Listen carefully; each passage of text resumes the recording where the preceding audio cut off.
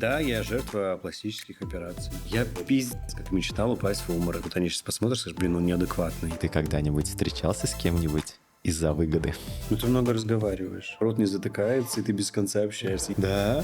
Серьезно? Я аморальный человек. Мы в Азербайджане, где каждое твое слово, каждое твое действие влечет определенный ряд последствий. На сцене много света, но весь свет искусственный. Айджан. Блин. Ты мне про это говоришь? что ли? Нет. А что? А вот не скажу. А ты знаешь вообще, с чего вообще начиналось наше знакомство? Наше с тобой знакомство? Да. А ну-ка расскажи. А вот я тебе расскажу. В одной Давай. запрещенной социальной сети Yes. как-то выпал Reels, Так. в котором загадочный 15-летний смешной усатый человечек. Ой, танцуй.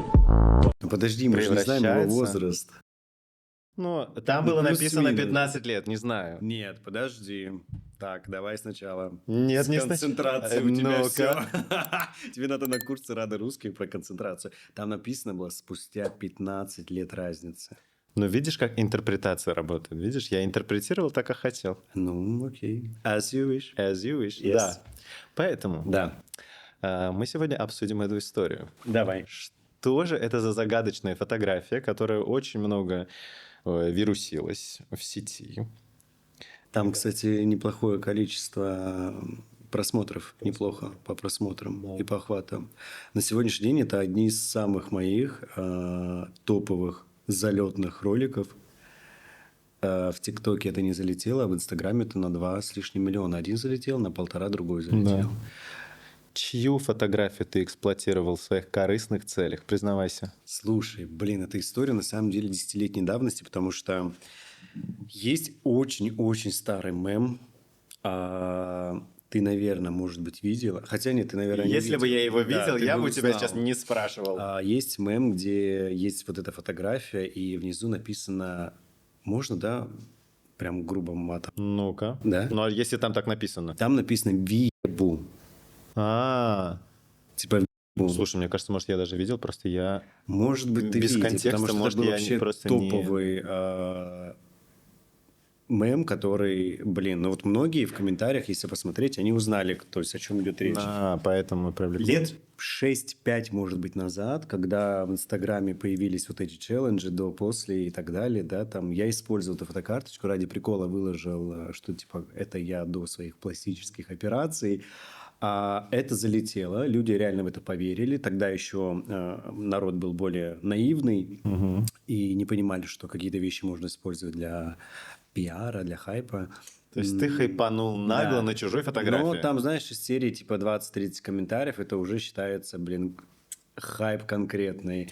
Сейчас это, ну, как бы цифры, во-первых, разные в статистике, во-вторых, я вспомнил про вот этот вот персонаж и думаю, блин, дай-ка я попробую. Мне было пипец как скучно. Я сидел на даче в Грузии и, прикинь, я выложил видос и просто за сутки 1 миллион.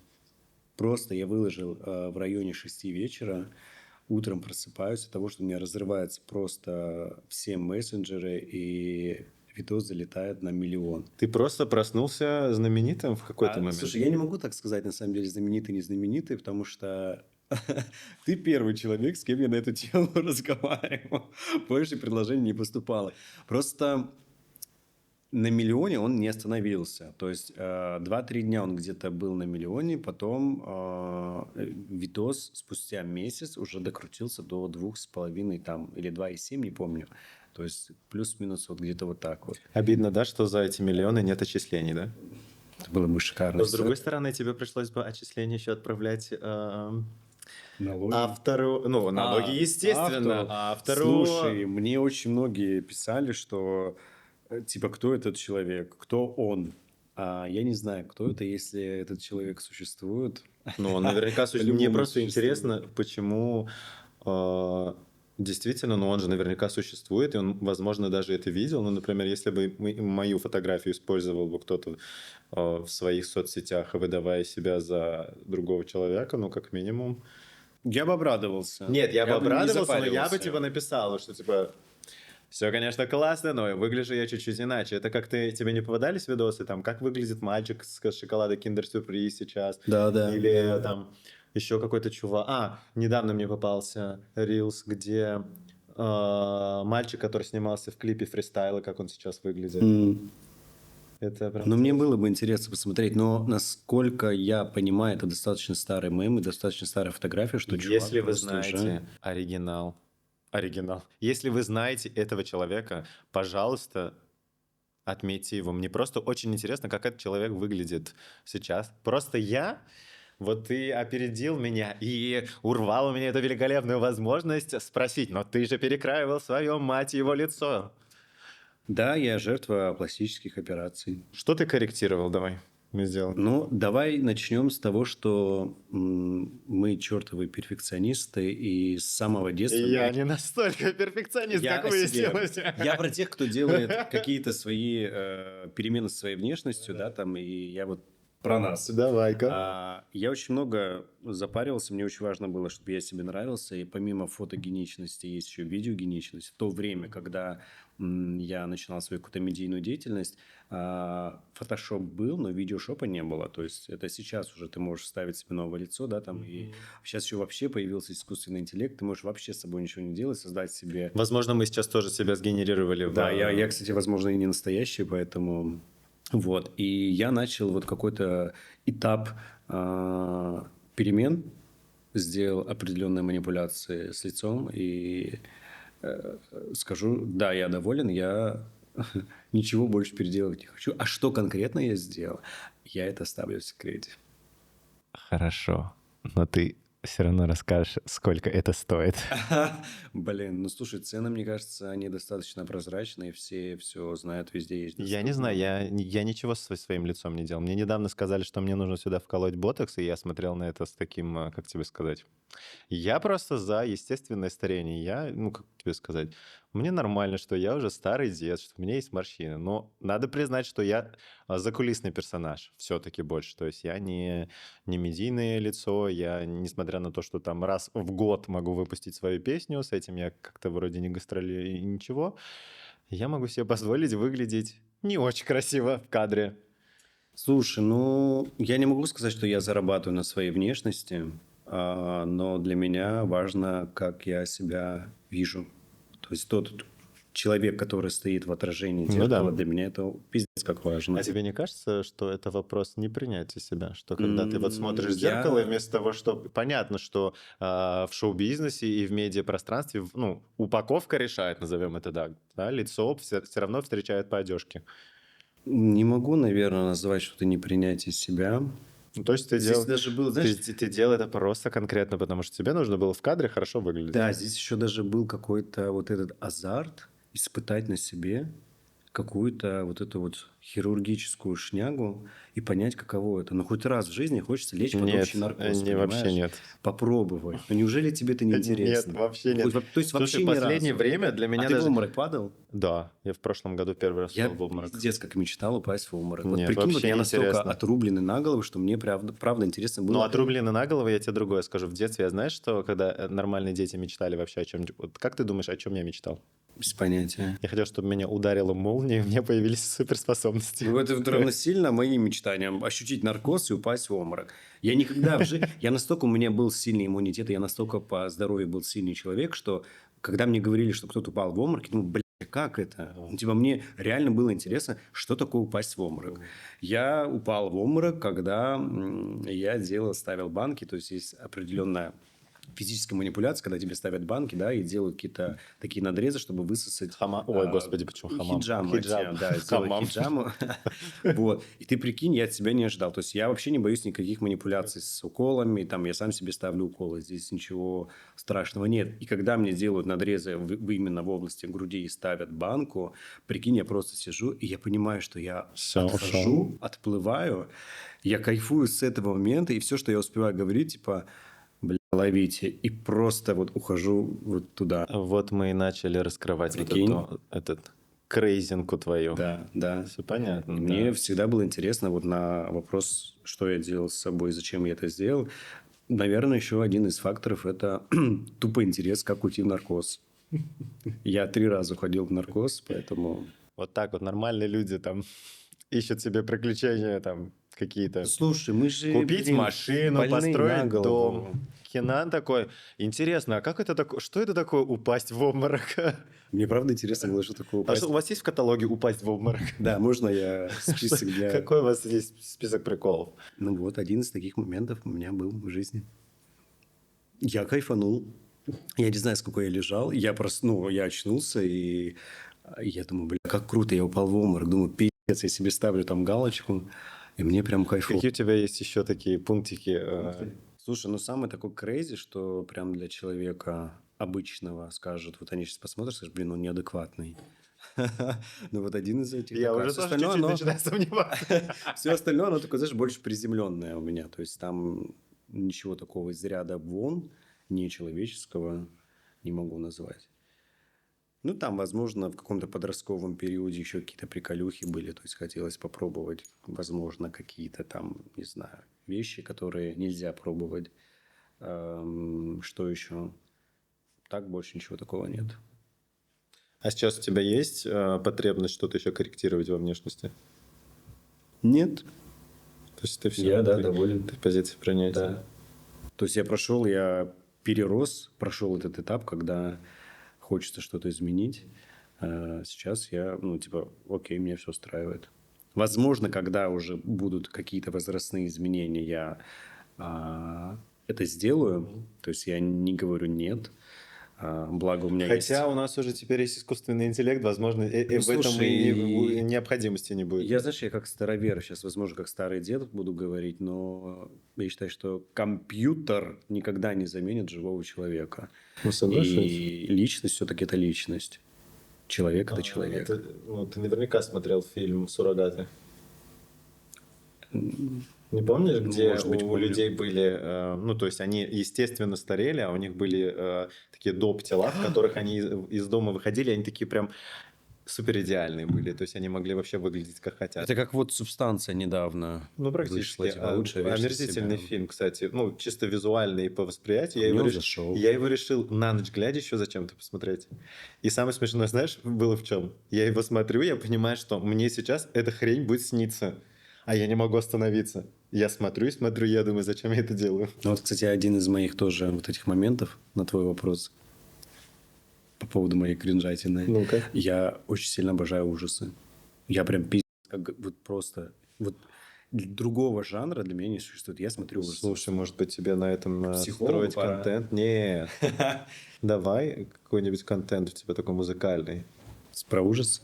Да. Ну, такого же нет. Такого, слушай, мне кажется, даже в мировом шоу-бизнесе такого нет персонажа, который строит свой образ не на кринжатине, а не на эстетике, как эстетике, Подожди. а на обратной эстетике. Кто? Есть же Мерлин Мэнсон был. Ну, плюс-минус был. что-то. Я говорю про сейчас. Кто вот сейчас такой, скажем так, на волне популярности, которого ты можешь сказать, что типа это выглядит так отвратительно, но так притягивает? Я не припомню. Затрудняюсь ответить на ваш вопрос, молодой человек. Ну, вот далеко уже не молодой, давайте будем честны. Все-таки... Можно я сделаю то, что я всегда хотел сделать? Да.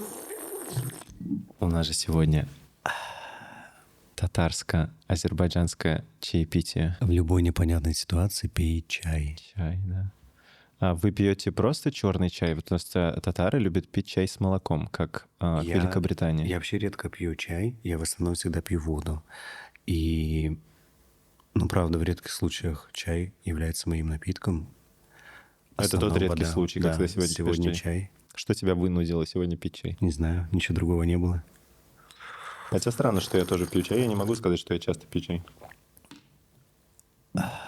Надеюсь, это было красиво.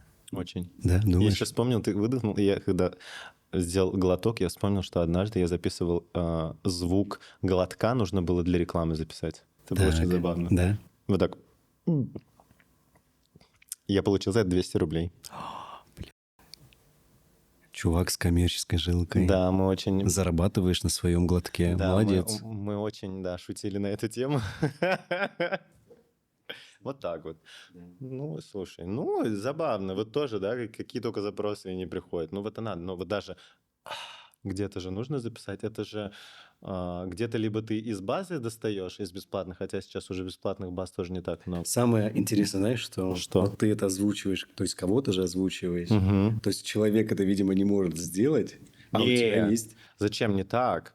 Иногда же бывает снята реклама или что-то, да, в которой нужны определенные звуки. Ну, то есть это же не обязательно снимается, что ты кого-то подзвучиваешь. Иногда даже в кадре человека может не быть. А можно сейчас, чтобы меня в кадре не было, и я сделаю глоток? Очень куда-то вас понесло, молодой человек, сегодня. Вас, мне кажется, Знаешь, дорвался не зря у до вас сегодня эфира. леопардовая рубашка. Она как-то вносит коррективы. Да, это местный, поведение. кстати, локал магазин. На тебя влияет, кстати, одежда? Да, очень сильно. Очень сильно влияет на меня то, во что я одет, как я выгляжу, на мое настроение, на мое состояние. Если я одену сейчас спортивную одежду, я буду сидеть с тобой такой, знаешь, как такое быдло. Ну, не обязательно Слушай, мне спортивная надо в одежда. следующий раз тебя позвать в быдло-костюме. Нет, Мне ну я очень вот хотел интересно сказать, что это не обязательно посмотреть. спортивная одежда, она ассоциируется с быдлом, просто я к тому, что я бы мог быть более там на... Давай в этом костюме. Ты же артист, ты можешь быть в этом костюме быдлом. Давай. Не, не хочу. У меня не то настроение сегодня. Так себе ты, конечно, артист, не знаю. Как бы... У тебя же даже справка есть. Справка, да. Артистическая. Из-за рубежа, на секундочку. Как-то плохо вас там учили за такое продолжительное время. Сегодня я вот такой. Ну да, хорошо. Такой леопардовый леопард. Окей, я сегодня я подготовился. Да? Вообще, в целом, да, Супер, представляешь? давай. Я просто из своих выпусков в выпуске я делаю колоссальный Успехи. рост. Потому что мне все пишут, что интервьюер из меня так себе. Ребят, я знаю, что интервьюер из меня так себе. Я, в принципе, и не претендую. Вот. Слушай, да пофиг, кто что пишет, на самом деле. Как хочешь, так и делай. Да, вы главное пишите, потому что Да, это вы пишите, помогает но- статистике, да. Кто-то потом еще увидит. Не, понятно, что ты наматываешь все на это, на ус. Да, на ус, кстати, вот усы, да. Но тебе по большому усы? счету, Да. усы супер тема. Я тоже был период, когда я делал себе усики. Да, я видел, кстати, фотографии. Тебе хорошо с усами. Вот, надо сделать еще усики. Рубрика «Немножко каверзных вопросов». Вы готовы? Да. Сегодня у нас чуть-чуть вот такой вот выпуск. АСМР. Какой твой самый постыдный момент, который ты до сих пор помнишь? Я могу сказать так, у меня не было постыдных моментов в моей призме. Неинтересный собеседник. Можно поменять, пожалуйста? Но для гостя? нормального человека мои какие-то поступки, возможно, казались бы постыдными. Типа окей. я это вижу как, окей, норма моего проявления, моего явления, а для других людей это, возможно, показалось Явление бы... Кенана народа. Да. Окей. Типа я вообще окей за... Принимается такой ответ. Спасибо, что вообще принимаете. Был ли у тебя момент, когда ты чувствовал себя полным неудачником? Да, конечно. 100% было. Но это, скорее всего, тоже, наверное, мое личное восприятие себя в контексте определенном. И сказать, что конкретно... Ну, если ты хочешь. Слушай, наверное, это больше, знаешь, какая история? Когда ты не оправдываешь ожидания кого-то, это было в основном в студенческие годы, там не оправдал, допустим, ожидания родителей, да, там я был вообще хреновый студент, меня всегда привлекала студенческая какая-то активная жизнь, не именно учебная. Я мог просрать пары, например, пойти там танцевать, либо еще что-то, и когда там ректор в деканат вызывают родителей, чтобы понять, Такое было? где, да, 100 с лишним часов человек прогулял пары, где ваш сын был, тогда из-за того, что я не оправдал ожидания родителей, мне было стыдно. Но ты Но чувствовал себя в реале- неудачником в или тебе реале, просто было стыдно? Я чувствовал себя неудачником. Ну, тогда на свой детский несозревший ум, мозг, я понимал, что, блин, вот надо было делать так, а я сделал так. И типа мне теперь стыдно. Но сейчас я понимаю, что, блин, мне на тот момент, по большому счету, было вообще плевать максимально. Это кайфово. Ну, ты вот просто... Не, у меня, потому что, когда я учился, я, наоборот, на 3-м курсе я хотел забирать документы, и я понял, что нет, я хочу уйти. И мне тогда мама: нет, ты полпути прошел, надо доучиться. Спасибо, мама, что я доучился, у меня есть диплом красный, он лежит. Ну, я не могу сказать, что я им не воспользовался. в сувенир? принципе. Нет, я, кстати, не знаю, где у меня диплом. Он где-то. Но мой диплом, он вообще никак не связан с моей деятельностью жизненной. И никак не был связан. Но у меня бэкграунд все-таки в копилку ушел. У меня даже я диплом писал на тему работы хореографа с вокалистами. Так всю жизнь я и с вокалистами работаю. Это моя карма. Ну, у тебя Зачем я творческое, писал? видишь, образование. У меня образование вообще никак не связано. Какое у тебя образование? Коммерция, торговое дело. Ну, хотя, кстати, шоу-бизнес, Хорошее бизнес, образование. слушай. плюс-минус. Поэтому, видишь, ты за коммерцию отвечаешь в жизни, а я за какое-то Наверное. творчество. Нет, это не говорит, что ты не отвечаешь за творческую часть. Это я к тому, что вот у меня вот какой-то творческий перекос. Ладно. Ну да. Едем дальше. Вопросики на тему о личной жизни. Обожаю мои любимые темы. Подъехала твоя любимая рубрика? Рубрика «Табу». Ну, давай я попробую максимально искренне, максимально Давай-ка. честно. Бываешь искренним? Смотри, А я с тобой не искренне смотри, сейчас? смотри, есть разница честность и искренность. Конечно, безусловно, есть разница, да. Вот. Ну, а ты как смотри, считаешь, на я с моем- тобой смотри, на честный? моем подкасте надо быть честным, но не обязательно искренним. Потому что момент искренности это все равно как в трусы Ну, заглянуть. а ты что ощущаешь? Какая у меня энергетика? К тебе по У отношению к тебе. тебя к моему вот подкасту. часто игривые бывает энергетика, знаешь. Я как эмпат, если мне нужно будет, я могу тебя отсканировать и прочитать. Но я не хочу этого делать. Ну, я достаточно... Потому что, ну, как тебе сказать, немножко что-то на недозволенном, как бы сказать, пользоваться запрещенными приемами, условно, да, потому что мне иногда говорят: ты так смотришь на этот, как будто ты прям вот как лазер, говорит, вот так сканишь. Я могу так делать, просто я не хочу. Мне интересно, когда человек рассказывает, и я принимаю тот факт, что ты можешь что-то не договорить, это нормально. То есть в этом заключается честность. Если ты не хочешь отвечать на вопрос, ты можешь сказать: я не хочу отвечать на этот вопрос. Я достаточно искренний и открытый человек со всеми. Возможно, это и есть моя какая-то... Прям со всеми? Да, какая-то слабость. Хотя, может, это не слабость. Мне кажется, это сила, наоборот. Но в рамках дозволенного. То есть, если я считаю нужным тебе дать вот столько информации, я тебе дам вот столько информации. Круто. А если я посчитаю нужным с тобой не говорить на какие-то определенные темы, то есть не отвечать на твой вопрос, это тоже, я считаю, что есть искренность и честность Ну да. по отношению Но это как минимум к собеседнику. право твое вообще Да. в целом. Ну, то есть отвечать, не отвечать. Поэтому думай, как хочешь. Поэтому переходим к Да, вопросам. давай, я жду вопрос о личной жизни, обожаю. Так, что тебя больше всего привлекает в людях, но ты редко признаешься в этом? Давай конкретно вопрос. Это касается вопроса внешности или вообще в целом как-то... Нет, лучше в целом, потому что, ну давай, если для тебя это раздельно... Типа личная жизнь, да, вот Не-не-не. не работа. Так. Смотри, что тебя больше привлекает в людях? Вообще в целом, это может быть все, что угодно. Вот есть я, например, условно, есть еще какие-то другие люди в твоей жизни. Что тебя больше всего привлекает в людях? Я дико кайфую, если мы говорим про какие-то физические моменты, кайфую от голосов. Именно разговор, то есть не про песни, вокалы и так далее, а вот именно голос человека. Что это за голоса такие? Не могу объяснить. Ну-ка, ты кайфуешь от моего голоса или нет? Давайте-ка мы узнаем. Вы узнаете это в следующем выпуске. Так, друзья, пишите, кайфуете ли вы от моего голоса? От какого? Вот от такого вы голоса кайфуете? Или обычно, когда я начинаю переходить на ультразвук? Пишите в комментариях.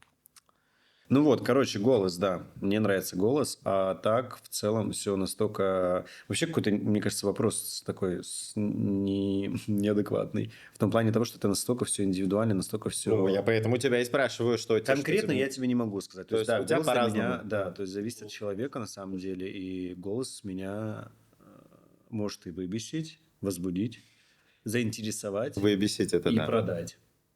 Окей. То есть, ну, вот так, да. Ты когда-нибудь встречался с кем-нибудь из-за выгоды? Слушай, скажу, что нет. Сейчас мои друзья напишут комментарии. За что-то- деньги, да. За деньги, да. Напишут, что ты пиздишь. Но да, было. И люди, которые думают, что, в принципе, ты Слушай, живешь ну, за вообще чей-то счет. люди в жизни все с кем-то ради чего-то. То есть не Да. обязательно это какая-то материальная ты пришел выгода. ко мне на подкаст? Ну, Признавайся, ты сегодня искренне отвечай на вопросы. Я искренне. Отвечай. Я искренне отвечаю на вопросы. Я вот считаю, что все в жизни, на самом деле, в жизни кого-то для чего-то. То есть не обязательно какие-то материальные моменты могут быть. То есть это даже на уровне энергетики ты условно там можешь взять, отдать, привлечь. Для чего в твоей жизни появился татарин? А, На подкасте. Не знаю, может быть, я в твоей жизни для чего-то. Ой, как перевернул, смотри-ка. Торгово-экономические связи вошли в чат. Хорошо. Но это индивидуально тоже, я думаю. Ну, да, у меня было ради чего-то. Ну, в чем твоя выгода, что ты сидишь Слушай, на ну- моем подкасте? Ты же написал, я ответил. Мы как эти. Вот это. Ты написал, а Диалог, я ответил. каких-то Диалоги о туканов. животных. Да. Ну, типа, прикольная история. Было предложение, я посмотрел, что ты делаешь. Мне понравился твой продукт.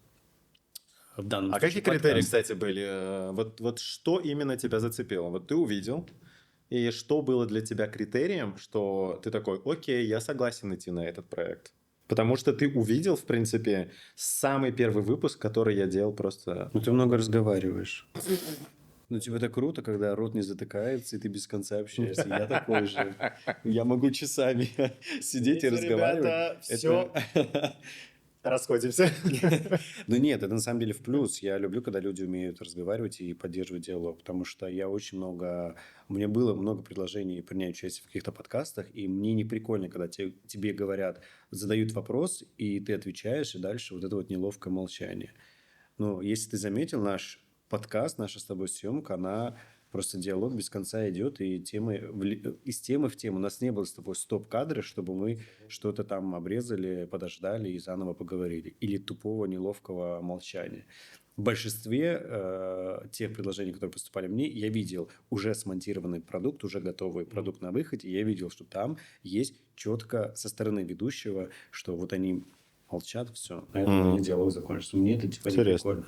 Я вижу, что ты без конца говоришь, ну, блин, классно, еще один неадекватный, Ну да, адекватно меня, кажется, тяжело назвать. который много говорит. Why not? Ну, why not? Да. Ну, тут как бы есть моментики. Если я приглашаю гостей, все-таки, наверное, хоть как-то я должен и их ответы слушать, а не только Ну да, в монологе Да, конечно. существовать. Конечно. А то получается, как будто я, знаешь, устроил психотерапию, каждый раз приглашая разных людей, им просто высказываю А какие-то что свои- вас беспокоит? Ну, вы поделитесь со мной. Я ваш семейный или ваш личный Что психолог. меня беспокоит? Слушай, вот в данный момент вообще меня ничего не беспокоит. Кайфовать хочу. Я по кайфу, вот мне сейчас хорошо, мне абсолютно ничего не беспокоит. Вообще супер. Да. Какое самое странное признание в любви ты получал? Странное. Но это даже вопрос подразумевается с какую-то ситуацию конкретной. Ну, типа, у тебя бывали странные, что тебе признавались в любви? Ну да. Странные предложения. Да. Были такие ситуации. Что это за такие ситуации? О них можно говорить? Можно. Слушай, я думаю, что можно. В основном это все происходит через социальные сети. Ну, типа, для меня гипер странно признаться человеку в любви, не зная его. То есть ты видишь какую-то Да. картинку, и такой, типа, эй, ты мне нравишься, я тебя люблю. Доходит даже у некоторых людей, у меня, слава богу, такого не было, но есть люди, у которых доходило до маникального какого-то, да, сталкер, да, это так же называется, когда начинается просто вот эта вот дикая охота за человеком, при этом он ни разу его в жизни не видел, ни разу абсолютно. Слушай, мне кажется, это обратная сторона вот медийной жизни. Это вообще любая публичная жизнь, она Ну вот да, подвергается... медийная публичная жизнь, это вот когда, да, то есть, когда со стороны ты на человека смотришь, и все равно ты же в голове уже создаешь какой-то свой образ, к которому, возможно, человек вообще никак, ну, то есть, это же притянутая история. Это про вот эти вот ожидания, наверное, да, которые не оправдываются. Ну, помимо ожиданий, они же представляют в тебе, видят какого-то персонажа, который Да. им импонирует, они себе там строят вот эти вот замки, и им кажется, что, блядь, вот ты вот такой охуенный. То есть тот, кто им нужен, а в большинстве случаев медийных людей, они в образе, то есть показывают. Да? Серьезно? Блин. Типа они не есть настоящие, Расходимся, ребята. Тут все не по правде, оказывается. и люди влюбляются в эту ненастоящесть какую-то. Слушай, а как ты думаешь, есть прям искренние артисты? Ну, хорошо, не искренние, а честные артисты Да, бывают? да, да. Есть такие люди. Не то, что все-таки хочется верить, что В все-таки первую есть. очередь это человек же. Ну да. Но с другой стороны, нет, с другой стороны, если артист находится в своем образе, в принципе, это нормально, потому что это его, Но если это его это его кормит, работа. Во-первых, это его работа, быть интересным да. зрителю. Но тут другой момент, когда люди влюбляются в персонаж, тем, которым человек за кадром не является, то есть за кадром человек может быть Ну да, абсолютно я об этом другим. и говорю, что люди влюбляются в образ, персонаж, и, возможно, хотя многие даже не задумываются так глубоко, да, просто влюбляются во А у внешность. тебя есть персонаж? Ты как То персонаж... есть влюблен в кого я Нет, прям? нет, нет, у тебя есть Мой медийный образ? персонаж, то есть он у тебя разнится с тем, кем ты являешься за кадром? Да, наверное. То есть это все-таки две разные... Я в жизни больше, знаешь, какой? Я в жизни настолько, не знаю, ебанутый, наверное, если правильно сказать. Ну, а в чем это выражается? Просто, ну, как бы это очень такое Поведение в основном. субъективное. То есть это поведенческие какие-то проявления мои. То есть, ну, условно, там с друзьями, с близким кругом ты вот такой, с семьей ты вот такой. Ну, слушай, ну это большинство людей такие. Ты сейчас рассказываешь вообще, в принципе, базовые вещи, у которых Ну, окей, это люди может с семьей звучать- тоже будут разные. и с Звучать родителями шаблонно, но другие. я знаю, допустим, людей, которые одинаковые абсолютно везде. Но это не медийные, конечно, люди. Ну Но да. если про медиа говорить, то ну, как-то типа так, да. Ну, у тебя есть, ну, разный, то есть да. у тебя есть конкретный твой медийный образ, который Да. у тебя так или иначе сформирован. Давай вот так Плюс-минус, да. подытожим это. Если бы ты мог вернуть одного человека в свою жизнь, кто бы это был? Из моей прошлой жизни, ну, в смысле, тех, кто Ну был да, из моей если бы ты жизни. мог вернуть. То есть тот человек, которого сейчас нет в твоей жизни. Да нет таких людей. Мне кажется, у каждого человека в нашей жизни есть определенный срок, который он должен с тобой прожить этот этап, и дальше уже, как говорится, я Аллах Хабиби, до свидания. Ну, в целом, да. Потому что если пытаться возвращать, это, наверное, как возврат и не отпускание прошлого. И ты Но не они же для живешь чего-то же ушли из жизни. То есть это же логично. Логично, логично. Хорошо. Ты когда-нибудь делал что-то, о чем даже близкие и друзья не знают? Да. Постоянно, мне кажется. Постоянно делаю Вот то, так что вот никто вы не думаете, знает. вот сейчас вам Кенан вот здесь Сейчас сидит, мои друзья... персонажи вот здесь начнут строят меня. своего медийного, а потом сейчас Да, конечно, мне за кажется, кадры у выйдет. всех это есть история. Все так делают. Ты то же самое делал. Я щас Но ты пытаюсь- неужели перед друзьями всеми откровенен прям все им докладываешь? Нет, подожди, вопрос откровенности и делал что-то, о чем даже близкие не знают. Ну, это же откровенность. Ну, слушай, мне Отчасти. тогда, наверное, криво поставленный вопрос. Но мы же здесь для того, чтобы обсудить. Да, но тогда, наверное, вопрос должен был быть таким. Делал ли ты что такое мерзкое, о котором близкие друзья не знают? Да-да, все, мне кажется, все так делают. Мерзкое? Ну, Да. что ты мерзкое такого сделал? Ну, что для тебя понятие мерзкое? Ну, Насколько кринжово то, что, должно нет, быть? то, что нарушает границы других людей. То, что, ну, типа... Я аморальный человек. Да. Я могу в легкую сейчас перечислить, но Ну, в чем твоя просто мне не хотелось бы, чтобы этот подкаст стерли. Зачем? Ну, 18 плюс поставим плашку. Это что-то интересное. Видишь, я в кислотной футболочке сижу своей любимой. Да, конечно, я делал. Ну, Много что для чего. тебя аморальные поступки? Потому что, ну, людей ты убивал. Нет, ну уж настолько... Вот. Это уже не только морально. Но это не аморально, это бесчеловечно уже, еще. во-первых, бесчеловечно, а во-вторых, незаконно. И незаконно, да. Ну да. Я Ты делал... подставлял людей? Нет, никогда, кстати. Я вообще знаешь, вот я такой персонаж по жизни, который всегда почему-то думает про вторую сторону. Не в том плане, а как они подумают или каково будет им. Я всегда стараюсь, чтобы было интересно всем. То есть и человеку, который сидит напротив. Соответственно, меня всегда парил момент, который не парит, допустим, других людей. Я всегда, когда что-то делаю, думаю, блин, а каково будет тому человеку? Ну и, соответственно, примеряю на себя эту роль. И если я понимаю, что для человека это будет неприятно, я никогда этого не сделаю. Если я понимаю, что да, ему тоже будет кайфово, там, я не знаю, Ну, а в съесть чем тогда лягушку, тогда как в чем вот, аморальность? есть аморальные ситуации в моей жизни. Ты кому-то закидывал жабу в трусы? Ну, это не аморально, это детский Ну, сад слушай, ну, какой-то. не Есть знаю. похуже, поверь. Была похуже ситуация. Я, знаешь как, я бы никогда это не сделал один, наверное. То есть у тебя еще есть сообщники в твоем Да. аморальном деле. У тебя есть какое-то аморальное бюро. Я делал, ну, то есть все мои аморальные проявления были кругу моральных людей. У тебя, короче, я понял, у тебя есть бюро аморальных услуг. Агентство. У тебя свое агентство. Хочешь, запишу тебя в свое Нет, агентство? не надо. У меня клуб добродетели. Все, у меня все уже Боже, а я очень столько скучно, я уже дед. небранных слов сейчас произнес для Кто, я? вашего. Я. Ну нормально, слушай, ну я же пригласил тебя в гости. Супер. Ты когда-нибудь врал, чтобы избежать серьезных последствий? Постоянно. Да ладно, шучу, нет, не постоянно. Давай так, разделим Ну, во-первых, жизнь. что такое последствия? Ну, какие могли быть в твоей жизни последствия, и что ты мог... Я всегда жизнь делю на определенные этапы и периоды. Там школьный год, университет там, и так далее. До незрелого возраста по мозгам я это использовал как основной кейс жизни. То есть мне приходилось где-то поддеть, чтобы поиметь свою выгоду, но потом были последствия. Сейчас, конечно, я так не делаю. Но в силу того, что моя сфера деятельности и вообще, в принципе, медиа воспринимает только пиздеж, но сказать, что там были какие-то последствия сейчас...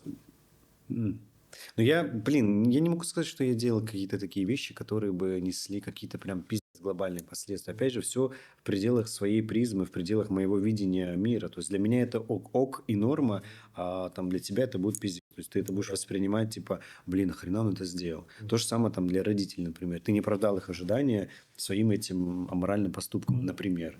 То есть я не могу сказать, что я делал что-то такого из ряда вон. В моей призме, в моей жизни Незаконного ты ничего не делал? нет. Вообще ничего. Ты больше любил или тебя больше любили? Наверное, я больше любил. Во всяком случае, за всю свою жизнь, сколько у меня было каких-то личных... Любовей? Да, любовей, я не ощущал той стопроцентной... Сейчас мне скажут, а тогда какого хрена ты встречался с этим человеком?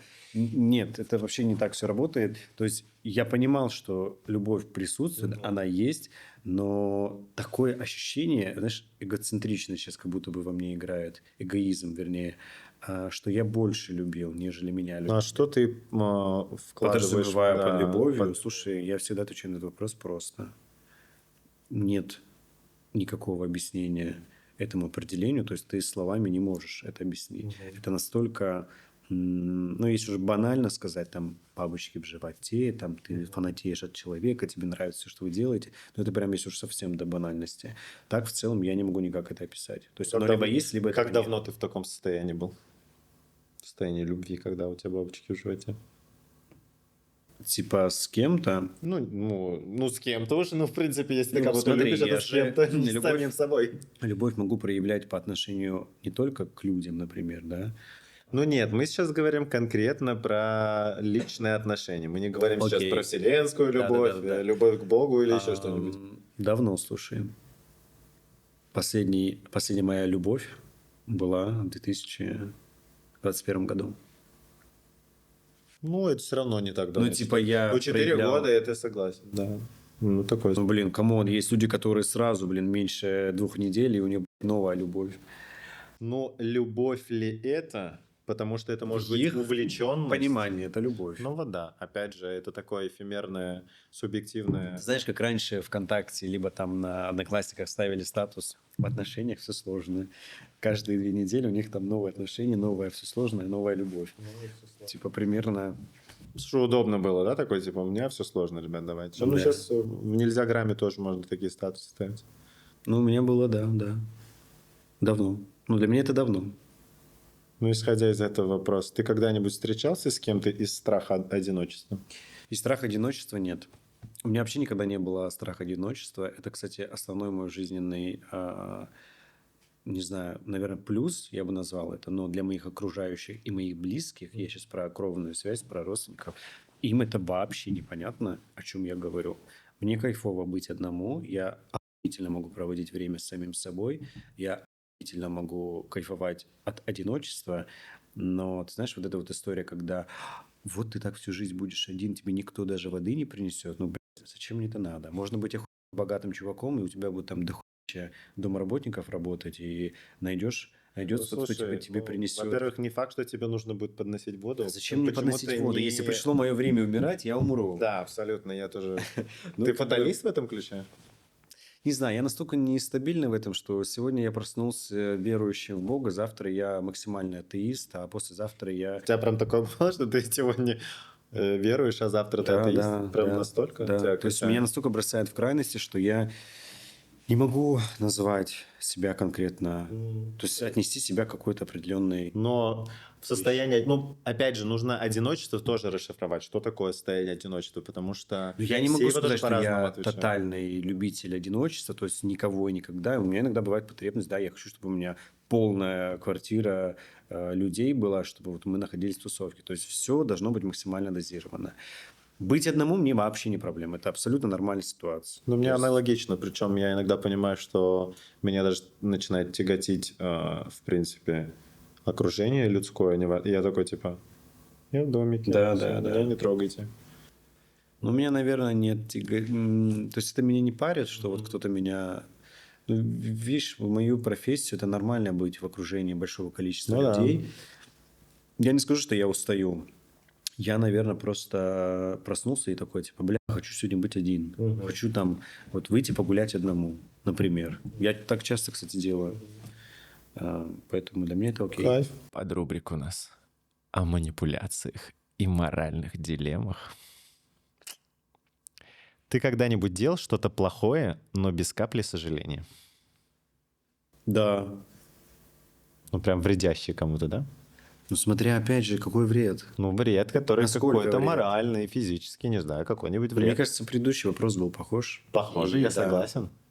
Но тут про сожалеешь ты об этом или нет? Ну, типа ты вот где ты понимаешь, что вот ты сейчас вредность какую-то делаешь, человек пострадает, и ты такой, «А мне все равно». Да, да. Да? Я же неадекватный человек. Вот, а я не могу. Я в последнее время вообще, мне очень импонирует вот эта мысль, что все, что ты причиняешь другим, испытаешь сам. И после этого осознанно делать какие-то подлости я не могу. Ты меня сейчас загрузил, у меня чувство этого сыграло. Слушай, но осознанно я никогда ничего такого плохого не сделаю. То есть, если речь про осознанность идет, и, наверное, я был в каком-то состоянии аффекта на эмоциях. То есть, возможно, в этой ситуации мне нужно было какую-то для себя, опять же, выгоду, для себя какую-то пользу.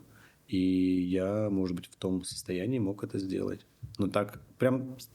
Блядь, это все настолько вот так вот расплывчато, смотря насколько все плохо я сделал. То есть на каком уровне. Ну, у меня просто было два момента, когда... Ну, то есть, почему я не сделал плохо? У меня были моменты, когда прям я мог объективно повредничать. Я понимал, что людям придется разгребать кучу последствий, но я осознавал, что после этих последствий мне самому придется много гребать, а я не хочу. И я осознанно, ну, типа, так не сделал, потому что я понимал, что я не хочу. Ну, то есть, одно дело, когда ты неосознанно что-то просто делаешь, но ты все равно тоже за это огребаешь, потому что, ну, как говорится, незнание законов не освобождает Ну, да, от да, последствий. конечно. А От тут, когда ты ответственности. прям конкретно знаешь, что, типа, вот я вот сейчас вам так сделаю, и понимаешь, что тебе за это прилетит, и я такой, да, прям хочется сделать, но ты понимаешь, что, блин, не буду так делать. Ну, у меня как-то так. Ну, круто. Это В хорошо. целом мог. Был ли у тебя какой-то хитрый способ, который ты использовал, чтобы добиться своего? Хитрый способ. Ну, это, наверное, манипуляция в основном. Ну да, То у есть нас я- рубрика про манипуляции. Да, Есть я- ли у тебя такой хитрый способ, чтобы добиться чего-то своего? Конкретного кейса у меня нет. Кейс. Дорогие друзья, покупайте кейс Акинана. Хитрые способы манипуляции. Запускаю курсы. Мы запускаем курсы. Сейчас, кстати, очень аккуратно нужно запускать курсы. Так что Слушай, тоже может но прилететь. такого прям что-то конкретное я сейчас не могу назвать. Это все, опять же, настолько индивидуально в моем случае. То есть зависит Но ты от бывает у тебя, что ты ситуацион. хитришь? Да, конечно. 100%. Ты хитрый лис? Да.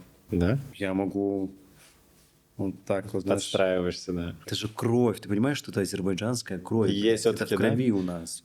Есть такая история. Ну, то есть это, ты это относишь все-таки к именно к народу, что это такая черта. Потому что обычно про татар говорят хитрый татарин. Может, я заблуждаюсь. Такие. Слушай, я Пишите, всю жизнь пишите в комментариях, кто из нас двоих хитрее. азербайджанцы хитрее или татары. Блин, ну я всю жизнь был уверен, что... Давайте устроим голосование просто, да? Ну напишите в комментариях, ребят, кто Вам кажется хитрее из нас двоих? Вот у кого прям вот на лбу прям написано, что вот хитрец number one. Интересно, да? И в следующем выпуске кто-то из нас получит статуэтку «Хитрый лис». Класс. Золотую. Давай, супер. Давай. На донаты наших зрителей. Отлично. Или спонсоры, может, появятся уже когда-нибудь.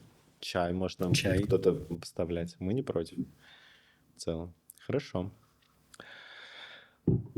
Если бы можно было узнать всю правду о людях вокруг, ты бы согласился?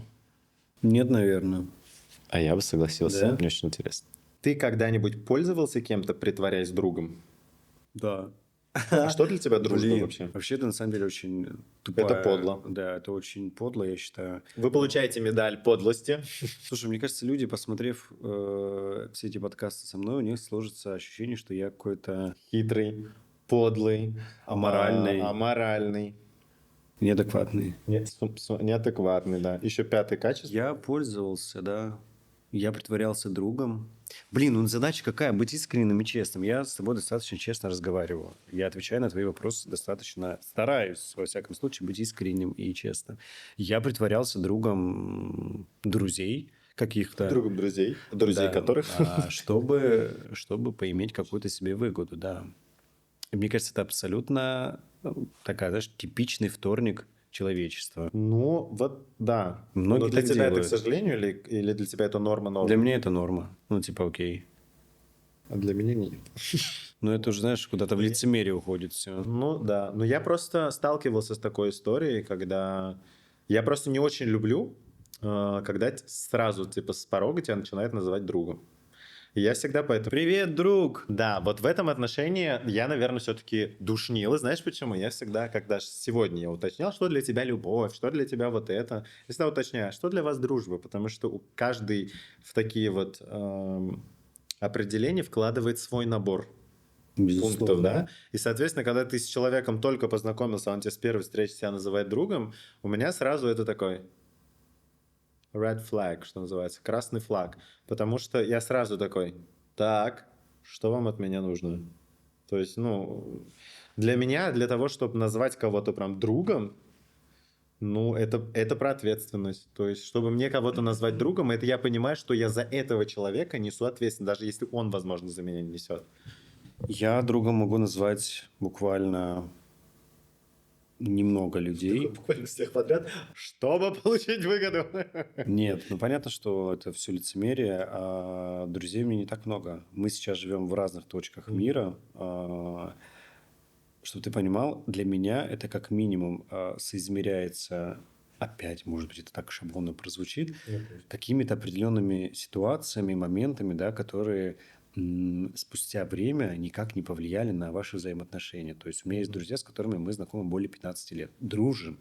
И дружим не так, как, знаешь, типа там, эй, привет, типа, как дела? А мы настолько близко дружим. Вот у меня есть семья, да, у меня есть брат родной, он младше меня на 4 года.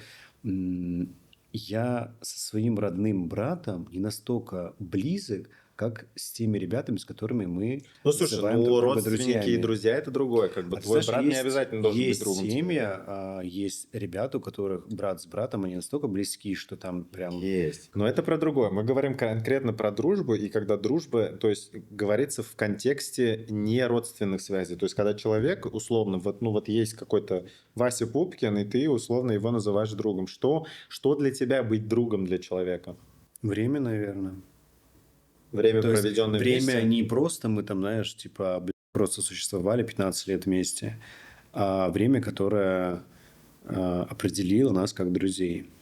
Просто есть вот такая, классная песня есть татарская, в которой поется, что трудность, ну, типа, каждый может испытать трудности пройти, а вот ты попробуй пройти испытание счастьем. Ну вот это про дружбу в том числе. Есть друзья, которые для тебя друзья, когда тебе плохо. Они тебя поддержат. А когда у тебя все хорошо, они такие, типа, что-то у тебя все хорошо, и Бесишь это меня. как бы, да, то есть это их никак не мотивирует. Вот как ты Ну, на это у смотришь? У тебя меня... были такие ситуации, когда от того, что типа тебе вот классно, тебе хочется этим делиться, и люди, которых ты считал друзьями, они такие, извините, мы, наверное, покинем чат. У Такого меня не было. суперские друзья, да. Классно. Конечно, мы как люди, выросшие, прожившие какие-то травматичные моменты, да, там, то есть, что сыграло какую-то определенную роль, мы любим там перетирать какие-то неудачи, негативные моменты. Но вот, наверное, ты правильно подметил, вот мои друзья, они пиздец как радуются, когда у меня, во всяком случае, я чувствую, я пиздец как радуюсь, когда мне там звонит подруга, например, и говорит, слушай, я там сделала такую-то там сделку, и я заработала там столько-то. Я понимаю, что материальная составляющая для нее это пиздец как важно. И я такой, о, думаю, нихуя себе, вот она молодец. То есть, типа, это очень крутой такой бонус, когда люди умеют Радоваться за радоваться других. за других, да. Я всегда Ты умеешь искренне- радоваться? Да, конечно. Я всегда радуюсь. Хотя, вот честно не совру, был период, когда меня это прям, знаешь, так вот триггерило, да, что, бля, пиздец, фу, меня не радует. Ну, не по отношению к друзьям, по отношению к Ну, вообще в знакомым. целом, да. Но сейчас я настолько А живу... ты откапывал, почему? Да, я не жил свою жизнь просто. Вот я и начал говорить, что сейчас я живу максимально свою жизнь и кайфую от своих шагов, от своей деятельности, что я в том состоянии, когда я люблю мир, я люблю всех, и мне безумно нравится, когда кто-то получает желаемый результат. Да, ну это кайфово. Но на самом деле уметь радоваться за кого-то другого, как за себя, это, ну, это нужно испытать. То есть это словами, наверное, тяжело объяснить человеку, когда ты вот, ну, то есть ты видишь, что у кого что-то получается, а ты этому радуешься как за себя. И еще при этом ты можешь это до человека донести, сказать, мне так радостно, что там у тебя что-то получилось, потому что любому человеку нужна поддержка, я считаю. Даже если когда тебе кажется, что это очевидная история, что, оказывается, бывает не очевидно, что, ну, как бы, то есть, наоборот, могут многие люди там отвернуться. Поэтому в этом плане, вот я не знаю, как ты в соцсетях стараешься вообще как-то вот эти вот моменты транслировать там. Я в соцсетях достаточно, опять же, я максимально стараюсь быть искренним, максимально стараюсь быть честным. Я знаю, что многих это триггерит. Моя аудитория это прям пипец как триггерит. Мне прилетают постоянно комментарии, причем не под постом где-нибудь, а на сторис, либо в личные сообщения, что типа, камон, что ты пишешь? Но мне кажется, это триггерит людей. Ну да. Нет, ну... Люди не верят, что кто-то может быть намного искреннее, там, Ну, честно. слушай, ну, может быть, у них еще не складывается. Ты просто сам несколько минут тому назад рассказывал, что ты медийное лицо, у тебя есть персонаж. Подожди, и, я же возможно, это ты тебе для кого-то... сказал. Да, нет, возможно, для кого-то ты просто в диссонансе работаешь, что у тебя ощущение, что Может вот человек быть. придумал твой образ себе, и когда он вот это видит, у него не стыкуются Ну, два это же он мира. придумал. Я согласен, это абсолютно про это, да, что типа человек допридумывал, и даже тот момент, что он тебе говорит, что это не искренне, это, в принципе, его призма Да, восприятия. да, да. Хотя иногда взгляд извне может быть более чем правдивый. Такое тоже бывает. Это Нет, всегда очень конечно, такое условное. бывают моменты, когда мне приходится там поиграть. То есть я, ну, где-то ради чего-то, как Любите? я отвечал. Любите ли вы игры? Очень обожаю игры. Я всю жизнь играю. какие Я вообще игры? живу эту жизнь играючи. Да, какие игры вы любите? Всякие разные. Не хочешь, хочешь предложить игру? Азартные игры вы любите? Нет, Слушай, азартные я не игры, знаю. кстати, не люблю. У меня никогда не было азарта. Я за всю свою жизнь у меня никогда не было ни одной компьютерной игры, кроме Симса. В телефоне у меня ни одной игры ты не найдешь. То есть меня никогда не тянуло ни в казино, там, ни поиграть в игрушку, там вообще никогда. Мне в казино просто не хочется играл. для эстетики сходить.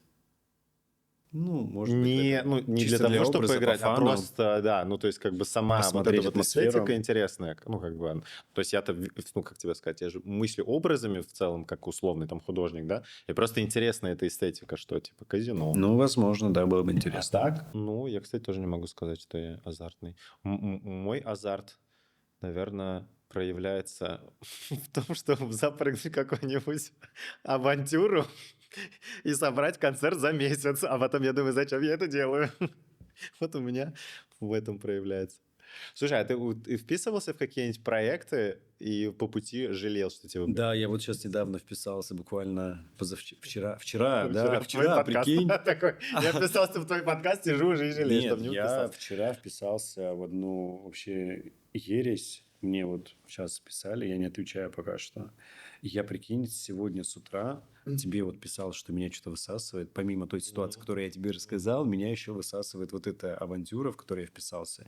Я сейчас думаю, как бы грамотно отказаться. Нет, Знаешь, я как? откажусь, просто... Сказать тебе как? Ну-ка. Ты всегда можешь передумать. Ну да, я же передумал. То есть я передумал. Ты я просто так можешь скажу, сказать, типа, я передумал. Сорян, я не могу. Я вот учусь этому. Я очень... Мне это не сложно. А мне сложно. Мы в Азербайджане, где каждое Мы в твое Азер- слово, каждое твое действие влечет определенный ряд последствий. Ну, слушай, это которые от везде, мне тебя не кажется, зависят. ну- Нет, здесь это прям x2 как проявляется. Да? Здесь прям... Для меня это, знаешь, школьный уровень. А ничего, что ты Как там это? тогда сказал то-то, Ага. и вот это вот примерно вот в таком формате здесь происходит, к сожалению. Да. Поэтому вот. И я вот думаю, как бы так менее травматично сейчас мне это все вопрос разрулить. Перейдем к рубрике «Деньги, слава и амбиции». Амбиции. Слушай, на самом деле, мне кажется, можно было только об этом говорить. Мне кажется, Ну, это такая крутая конечно, тема. мы уже выяснили, что человек хитрый лис, который ищет везде себе выгоду. Давай, какой который вопрос? пришел на хитрый подкаст. Какой у тебя будет? О, это можно, кстати, этот выпуск назвать хитрый подкаст. Хитрый. За что тебе было бы не стыдно получить огромные деньги? В моей призме мне ни за что бы не было бы стыдно.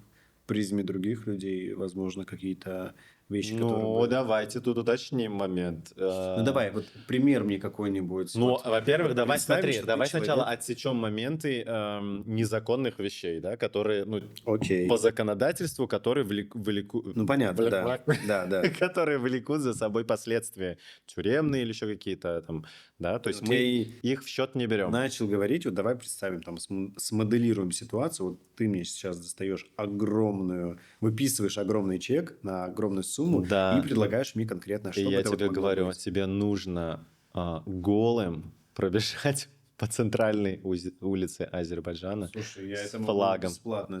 Подожди. Блин. Но это Подловил. закон... Не, это Я законом тебя уже, подловил. Может Ну, законом быть да, проблемой. в целом, да. Но это, ну, кстати, не только административно, мне кажется, Ну, может быть, конечно. да.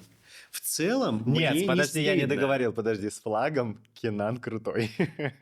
Мне не стыдно это сделать. Во-первых, у меня все окей с телом, у меня нет комплексов на какие-то подобные эротичного характера моменты. То есть для меня выйти голым и показать себя в наготе, ну, это окей. Это не какое-то постыдное дело для меня. И вопрос уже другой. Что это влечет за Такой собой? вопрос другой. Сколько денег вы мне заплатите? Да, то есть и от суммы тоже зависит, Ну конечно. да. Ну какая это могла бы быть сумма? Чтобы так сделать, Да. Просто вот интересно. Ну, типа, вот откуда ты начинается? хочешь мою финансовую растяжку оценить, насколько мой... Why not? Ты же у нас по Тебе части в баксах? коммерции. Ну, наверное, что всем было понятно. Можешь в евро. Знаешь, чтобы после этой волны хейта восстановиться, хотя мне плевать будет, да, на это. Подожди, мы еще до хейта волны еще не дошли. Мы пока просто обсуждаем момент, сколько это может стоить. Ну, давайте хотя бы с минимума начнем. Ну, сколько минимум для тебя? Ну, хотя бы 200 баксов. Начнем с этого. 200 баксов, чтобы пробежать Да, голышом. Да, why not? Сейчас я пытаюсь посчитать, сколько это вообще в целом. Но это не такие большие деньги. Это вообще копейки. И тебе типа норм. Да. Ну, я же говорю про минимум. Но в целом, да. Ну, типа... Это, знаешь, как гонорар за... Выступление, да? Да, за выступление. Это мой перформанс. Ну да. Но мы же как бы, блин, разъебываем сидим. Ну, согласен, но все равно, ну, можно же было помечтать, сказать, вот, типа, нет, 2 мульта евро хочу за то, чтобы я пробежал. Блин, Хотя ну- кто их тебе, будем честны, заплатит за Да. это, да? Тоже хороший вопрос. Типа, кого-то удивить голым. Ну, Короче, если слушай, поступит такой что- заказ- да, ну понятно, что ты никого в принципе этим не удивишь. Тут, наверное, просто работает контекст, где это будет происходить, потому что Ну да. есть нормы дозволенного. И опять-таки, когда мы говорим на тему того, что законное наказание или нет, то есть мы понимаем, что в каких-то странах это Про вообще влечет, последствия, просто тебя могут конечно. стрелить прямо в по Конечно, пути уже. Ты, конечно, просто даже- да. ты за деньгами даже не добежишь уже в целом. Поэтому, ну да, хорошо.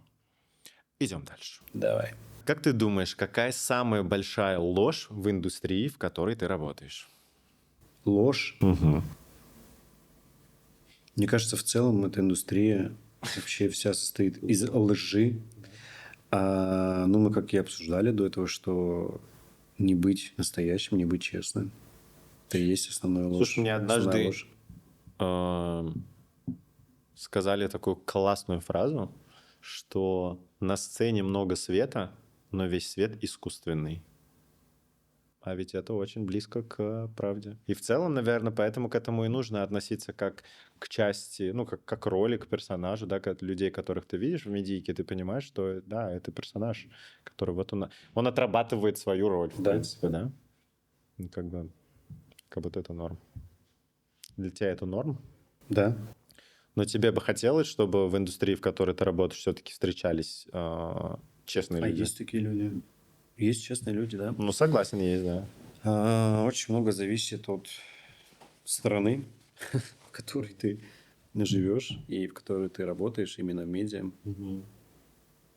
Ну, я, например, не могу сказать, что я плаваю в большом каком-то шоу-бизнесе, условно, да, то есть я могу только рассуждать внутри своей какой-то локальной истории, потому что пока в российском шоу-бизнесе у меня нет таких больших соприкосновений, чтобы сказать, там, что капец, я там знаю такую внутрянку, я ее не знаю. Поэтому тут мне тяжело сказать. Относительно локальных историй, ну, где-то я лицемерие вижу, конечно. То есть, ну, не то, что вижу, оно прям считывается, потому что я еще раз... Мне кажется, это основная функция – лицемерить. Опять же, возвращаемся к тому, что ради чего-то, ради своей выгоды. Ну, как будто да. Но тут, и знаешь, есть какой момент? Если базово смотреть, что у всех есть внутренняя потребность в счастье, то это как будто очень сильно отдаляет от этого. Потому что когда ты вот видишь, люди типа лицемерят, а в какой-то момент это опустошает людей, и они понимают, что у них нет вообще ориентиров. То есть когда они не понимают уже, где, кому можно... в моменты, когда тебе действительно уже что-то нужно, и нет вот этого пристанища, куда можно прийти, потому что вот эта вот размыта грань, что называется, типа заврались настолько, что им тяжело уже это понимать. же такой момент, И, который... и катушки у многих же слетают, мне кажется, на фоне этого. Когда всего. есть основной проблемой, почему людей реально едет крыша. Ну да. Ну, типа, допизделся, забрался. Ну да. Мне кажется, это, в принципе... Не, в медике этого, я думаю, что больше, и в обычной жизни это тоже Да, есть. это сплошь и рядом. Более Это, чем, этого когда- очень много, на самом деле. Прям очень много, да. Но ты себя к какой категории все-таки больше относишь? Быть, а не казаться, или казаться, а не быть?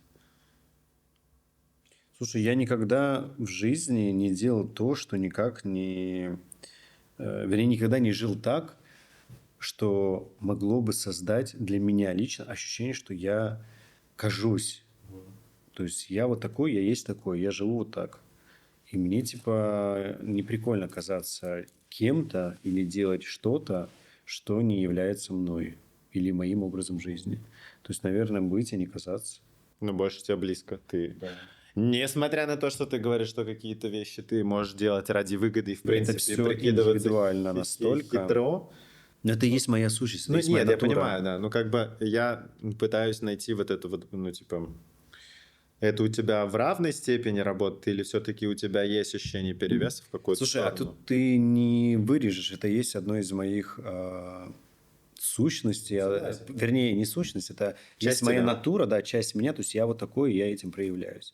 А есть же люди, которые вообще этого не делают. Или вообще, ну, то есть, наоборот, только это и делают ради не того, что вот они такие есть, а ради того, чтобы просто сделать, например. Согласен. Так что вот. Так что вот, хорошо. И я думаю, как будто бы это уже у нас финалящий вопрос. Мы дошли до него. Ну, возможно, еще что-нибудь возникнет в моей голове. Ты готов отказаться от всего ради своей мечты? И есть ли такая мечта вообще у тебя? От всего, что у меня есть. Ради мечты? Нет. В моей жизни есть такие моменты, такие вещи, от которых я, Не хочешь отказаться. Но мечта есть у тебя? да, Прям такая большая, глобальная, которой ты к ней идешь? я же к ней близок. Ты превратил эту мечту в задачу. Да, да. А то, как известно, говорят, что многие мечтают о том, что можно в течение 2 недель воплотить. Слушай, ну, во-первых, у меня не одна мечта, и я позволяю себе мечтать много. И одно дело ты мечтаешь, другое дело у тебя есть конкретная мечта в виде какой-то цели. Ну, я типа могу себе позволить поставить много целей, много мечт и реализовать их спустя какое-то время. Я вообще считаю, что в жизни нет ничего. Невозможного? Да, я считаю, что в жизни нет ничего невозможного, и я для себя все свои цели и мечты реализовывал. Вопрос только времени и того пути на тот отрезок пути, который ты проживаешь и доходишь. То есть, допустим, для меня не важно, сколько путь, а важна сама цель. То есть я настолько в жизни, у меня атрофированы какие-то ощущения, То есть ты не за эмоции. процесс, ты за финалочку, да? Безусловно, процесс мне интересен. Если бы мне не было интересно, я бы, ну, Но ты больше кайфа получаешь с вот с От точки, достижения самой когда цели, да, от это точки все Б. закончилось, да?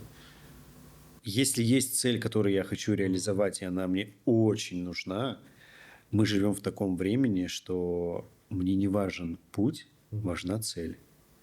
Вижу цель, не вижу Да, преград. для меня, ты знаешь, вот мы много раз с тобой это обсудили сейчас, что есть и аморальные вещи, и вещи, которые можно принять, не принять. Ну, типа, я настолько атрофирован в этом плане, что мне плевать. Ну, надо, типа, пробежать голым, я пробегу, ну, лишь бы дойти до своей цели. Понятно. Побегу голым до своей цели. Ну, типа, вот так вот. Но при этом есть момент, да, того, что все-таки в рамках дозволенности какой-то, да? Или все-таки в какой-то момент ты поймешь, если это для тебя. В пределах какого-то закона, окей. Просто, вот смотри, у меня были в жизни ситуации моих знакомых, когда им предложено было из серии, там, знаешь, вот, да, а у них жизнь типа вот, и сделать нужно всего лишь там для меня ничего, А в их мироисчислении это... а там сразу, знаешь, какая-то гордость включается, там аморальные какие-то для них это пиздец. И спустя время ты понимаешь, что, блядь, ну ты вообще неадекват. Ну, типа, зачем ты упускаешь такую возможность? Возможность, на самом деле, в жизни дается постоянно, но не всем. Ну, не всем, и как будто бы не все возможности даются постоянно. Есть моменты, когда ты можешь упустить шанс. То есть, ну, как бы тебе дается, но это не дается, что, типа, вот тебе каждый день это будут давать. Многие даже не понимают, что им далась эта возможность. Я знаю конкретных людей, я знаю конкретные моменты, когда им давались очень крутые возможности. Опять же, мы говорим про материальные какие-то вещи. Сделать так, чтобы твоя жизнь стала лучше, например, или там получить то, что ты хотел, но нужно сделать, допустим, то-то. И люди, Что это за то-то нужно люди было сделать просто такое, что люди не соглашались? проебывали вообще по максимуму все, чтобы... У тебя была такая ситуация, когда тебе что-то предложили, а ты Да, по отказался? тупости у меня Да? было. Да. Я Ты, сам... ты считаешь, что ты упустил какой-то... Нет, я не считаю, что я упустил. Я считаю, что... Но ситуация такая была, когда тебе было предложено, но ты не Знаешь, воспользовался. наверное, это не настолько мне интересно было. То есть, не настолько было крутое предложение, чтобы я такой, типа, у меня было чувство сожаления потом. Не настолько прям вау была история. То есть, сейчас, если мне что-то крутое поступит, предложение, кстати, Что это за предложение, если должно тебе такое и крутое смотря какой там будет путь, ну, типа, классика Просто тут, жанра. знаешь, началось... Часики. Игра в кальмара просто. Да.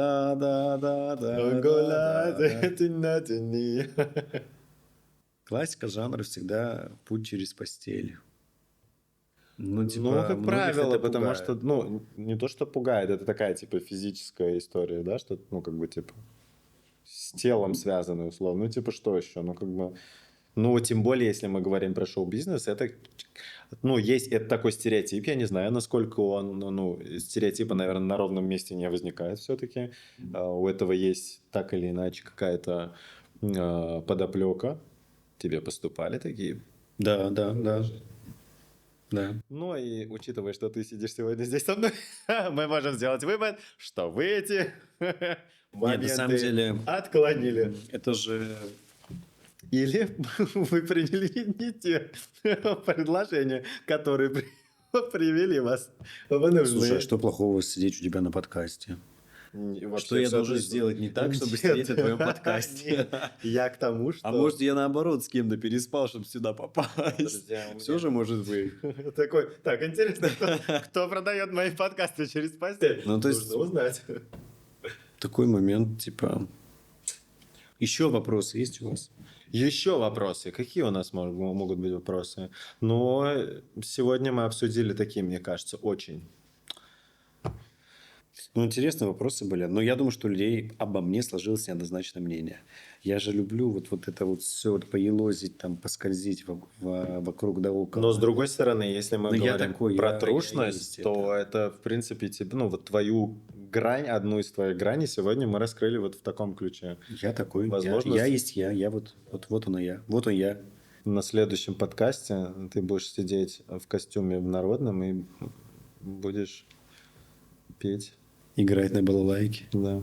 Но балалайка — это не народный инструмент Азербайджана. Слушай, ну, может быть, мы с тобой... Что-то ты плохо знаешь свою культуру. А, Даже я уже побывал нет, я просто- в музее, я знаю, что нет у вас балалайки. Мы с тобой говорили же до эфира о том, что, возможно, мы с тобой еще поедем куда-то, где-то еще что-нибудь посидим. Играть на балалайке? Да, я подумал, В возможно... Костроме?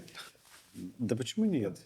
В целом, да. Блин, все же настолько непредсказуемо, что- Согласен, да. Что сегодня мы с тобой сейчас сидим такие... завтра рассуждаем, играем на а завтра балалайке. листовки раздаем с балалайками на Арбате, например. Да, Вполне. Вот такой перформанс. челлендж. Да, вполне. Не дай бог до этого челленджа дойти, но может все что угодно Ну, случиться. согласен, да. Так Ты, что- ты готов вот к таким поворотам судьбы, что когда у тебя в жизни может случиться какой-то кринж, ты такой, привет. Ну, ты знаешь, наверное, не хотелось бы такого кринжа в жизни, но типа, а хуй делать? Как бы да, вот ты в этом отношении Хочешь жить, живи. умей, Если хочешь идти, вертись, иди. Ну, типа, хочешь жить, умей вертеться. Вот это из этой серии. нам так педагог по народному танцу говорил. Еще нам говорил, что без бумажки ты какашка, а с бумажкой человек. Пожалуйста. Да. Так что вот так вот. Хорошо. Это как мем. Собака перед тигром сидит. Вот такая у меня собачка. Вот это из этой серии. Вот такая вот хуйня, Артур. Вот такая вот, да. Ну, слушай, ну, кайф. Давай, пусть мечты сбываются. Пусть мечты сбываются легко все-таки, без вот этих вот всяких, знаешь, пунктиков под звездочкой, каких-то неприятных, когда через... Нет, все-таки... Конечно, в любом случае хочется менее травматичный путь, чтобы было все легко и просто. Но жизнь настолько непредсказуема и настолько она интересна и полна разных красок и подтонов, что я могу сказать одно: ко всему нужно относиться с юмором и жизнь играть. Некоторые эту жизнь пытаются проживать так, как будто бы, вы знаешь, вот не может быть каких-то других вариантов. Вариантов всегда кучу. И не всегда факт, что этот вариант, он вообще в принципе есть. Но варианты есть. Ну да. То есть играйте в эту жизнь, живите ее, старайтесь жить ее, знаешь, как любят говорить, максимум позитива. Нет, негативные эмоции тоже нужны для какого-то баланса, да. но в пределах всего разумного. И опять же, негатив воспринимается в зависимости от нашей призмы. То есть для тебя может быть негативом, для меня может быть Ну, вообще кстати, да. хренью полной. Ну, или вообще воспринимать, что, кстати, классно, это все пройдет, и это тоже. Конечно. Значит, и хорошее пройдет, и плохое. И типа, пожалуйста, я считаю, что надо играть. Я считаю, что на такой наслаждаться. позитивной ноте, что нужно играть и наслаждаться, мы с тобой. Ну что-то мы с тобой вообще не позитивные. Мы, знаешь, Почему? сидим, Не, зачем? Жизнь там, да. Жизнь, она... Давай улыбаться. Жизнь, она прекрасная, живите ее, играйте. На позитиве. Вы только что прослушали подкаст «Старый дед и хитрый». Хитрый лис. Да. Да не, все Нет, супер на самом всё деле. супер, всё Да, классно, всё да. классно. Пусть все складывается легко и играюще. И с юмором. Пусть у каждого, кто посмотрел наш подкаст, а кто не посмотрел, посмотрите. Пусть посмотрит. И если Перешлите. вы желаете кому-то только добра, обязательно Нужно отправьте. обязательно отправить 3 своим друзьям. Да. Если вы отправите 3 своим друзьям, то тогда вы получите к карме своей плюс 100-500. Да. Да. Не игнорируйте это сообщение. Если вы ждали знак от Вселенной, это он. Да, пусть у каждого, кто посмотрит наш подкаст, будет в жизни все так, как они хотят. Не бойтесь мечтать, мечтайте. И все супер, все классно. Всем мир, всем любви. Да. Peace. Всем кискам пис, всем пискам кис. Да. И, кстати, твои усики – это проход в трусики, Да. если ты не знал. Теперь я знаю. Но видите, я не силен сильно в шоу-бизнесе, как выяснил. Сегодня я стал чуточку прожжённее. Осталось найти трусики для прохода. Осталось найти трусики. Если это трусики именно ваши, пишите мне в директ. Не пишите мне в директ, потому что я куда надо сам приду. Да, супер. Все. Всем пока. Куда? Туда, Не куда знаю, смотреть? куда тебе хочется. Ты можешь везде посмотреть. Это такой у нас подкаст. Здесь все возможно.